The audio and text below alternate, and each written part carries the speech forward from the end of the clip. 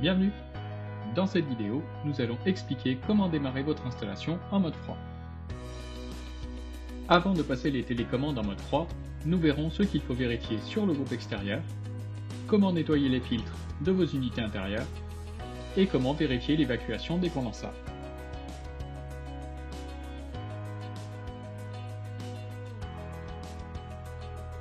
Le groupe extérieur doit être dégagé et découvert avant le redémarrage. Il est d'autant plus important de vérifier son environnement si vous n'avez pas utilisé vos appareils pendant l'hiver.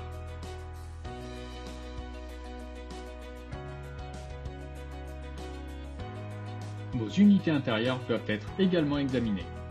Il est utile de nettoyer régulièrement les filtres et en particulier avant le redémarrage.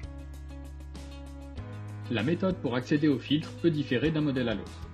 Pour les modèles Perfera, Confora ou Sensira, levez la façade manuellement jusqu'à la butée. Pour les modèles Stylish, la façade doit être ouverte et fermée par un appuyant sur la touche horloge de votre télécommande.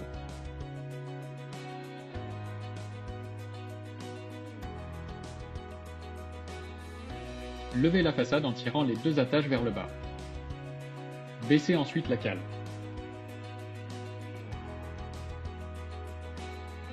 Après avoir levé la façade, tirez les filtres vers vous.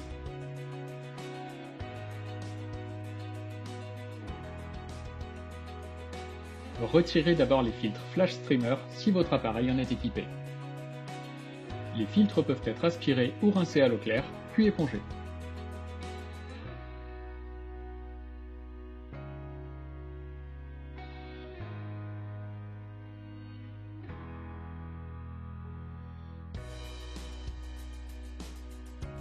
Après avoir remis les filtres en place, refermez la façade en suivant la même manipulation.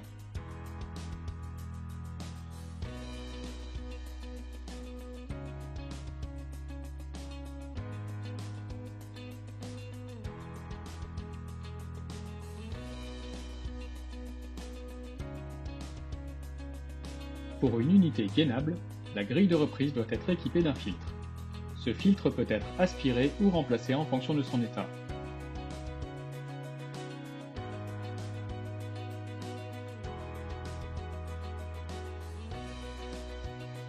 La grille de reprise doit également être aspirée. Les procédures de nettoyage des filtres sont décrites dans le manuel d'utilisation de l'unité. Le fonctionnement en mode froid de votre installation produit des condensats, autrement dit de l'eau. L'unité aspire l'air ambiant pour le refroidir. En refroidissant, l'humidité que cet air contient va condenser dans l'unité, de la même manière que la buée se forme quand on souffle sur une vitre en hiver. Cette condensation va couler dans un bac de récupération qui a pour but de l'évacuer vers l'extérieur ou à l'égout. Si le tuyau d'évacuation est visible à l'intérieur ou à l'extérieur de la maison, assurez-vous qu'il n'est pas bouché ou pincé. Il ne reste plus qu'à changer le mode de fonctionnement des télécommandes.